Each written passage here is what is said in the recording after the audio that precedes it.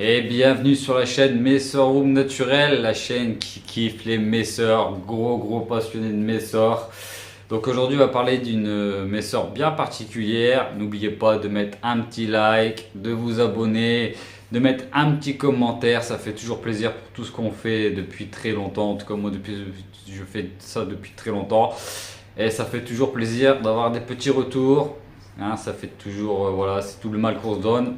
Donc aujourd'hui, on va parler de la messeur Egyptiacus. Donc une messeur qui est pour moi la plus belle esthétiquement, qui est au niveau des couleurs, etc. est vraiment une superbe espèce. Donc aujourd'hui, bah, on va aller la découvrir, on va aller voir son setup. On va aller voir aussi en macro, hein, un peu de macro pour voir un petit peu. Comme ça, je vais vous expliquer en grande ligne un petit peu cette espèce. Vous allez voir les images en macro, elles sont juste incroyables, les couleurs sont juste de dingue. Et n'hésitez pas à rester surtout jusqu'à la fin de la vidéo, il y aura un petit bonus. Donc n'hésitez pas à y rester. Et allez, c'est parti, on va aller voir un petit peu ce que ça donne. Cette petite messeur qui est juste une des plus belles messeurs du monde, si c'est la plus belle messeur du monde. Allez, c'est parti. Et voilà les amis, on est devant, voilà mon kit. Où elles sont les messors. Donc j'aurais fait un petit truc assez simple hein. Pour les fondations il n'y a pas besoin de plus. Donc là on peut voir il y a le petit couvercle hein, qui est vraiment fait sur mesure pour l'abreuvoir. On voit d'ailleurs qu'il y en a une qui se promène. Donc qu'est-ce qu'on peut dire dessus? Bah, c'est une espèce qu'on trouve facilement du côté d'Israël, Égypte, voilà les pays qui sont aux alentours de ces pays-là. On peut en trouver facilement. C'est plutôt une espèce qui va vivre dans les steppes, côté plutôt sableux, etc. C'est vraiment son milieu naturel où elle vit. C'est une espèce qui est vraiment monogyne. La reine fait à peu près 11 à 12 mm. Vous avez les majors qui vont faire entre 9 et 11.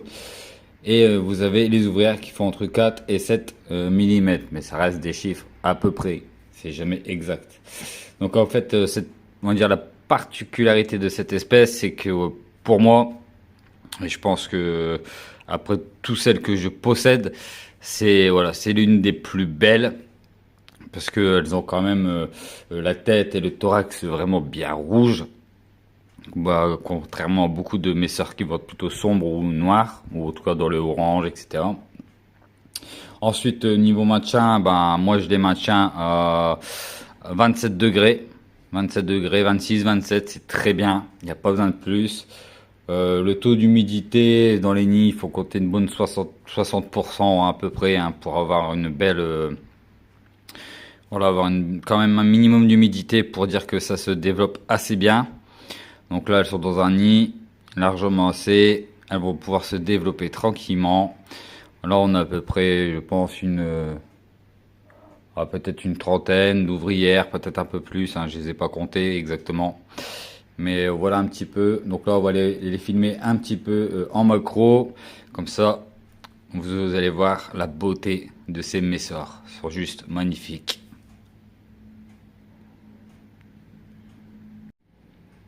Donc voilà, là on voit vraiment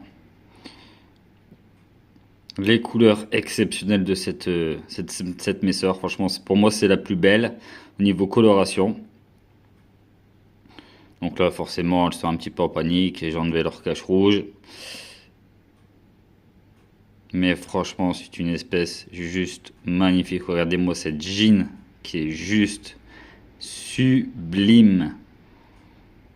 On voit qu'on a un beau couvain. On a pas mal d'ouvrières. Franchement, c'est une super espèce. Il n'y a rien à dire.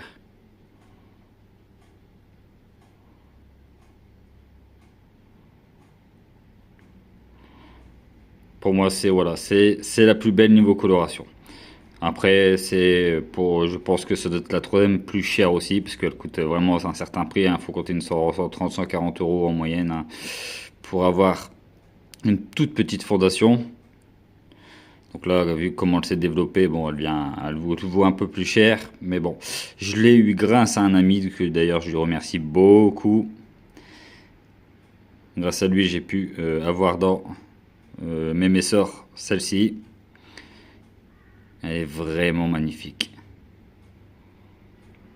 Des couleurs vraiment rouges bien vifs là devant, sur la tête et le thorax, et le gastre bien noir.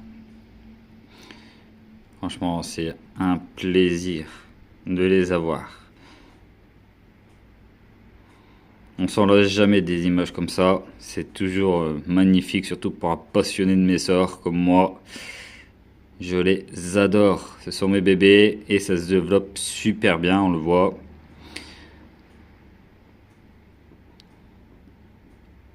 Ah, franchement, c'est juste magnifique. Après, c'est pareil, hein, c'est une espèce africaine. Donc, ça prend beaucoup de graines, mais ça mange aussi pas mal d'insectes. Faut pas hésiter à mettre beaucoup d'insectes aussi. Ça a besoin aussi de beaucoup d'insectes, hein. Donc, faut pas hésiter à en mettre. Bien sûr, quand c'est un peu développé, hein. C'est pas mettre un insecte quand vous avez 3 ouvrières qui se battent en duel, hein, bien sûr. On respecte toujours ce qu'il faut. Mais là, voilà, c'est là, à ce niveau-là, bah, il leur faut des insectes, hein, parce qu'ils en ont besoin, tout simplement. Mais c'est vrai que les couleurs sont juste dingues. Je vais essayer de vous zoomer ça encore un peu plus. Regardez-moi ça, des couleurs de malade. Pour moi, c'est une des plus belles messors, claire et nette. Alors c'est de loin la plus grosse ou quoi que ce soit, mais niveau couleur, ça reste franchement le top. Donc voilà, je vous laisse sur ces images. J'espère que ça vous aura plu d'avoir pu un peu découvrir cette espèce. Pour ceux qui qui connaîtraient pas, c'est vraiment une superbe espèce. Allez, bisous à tous.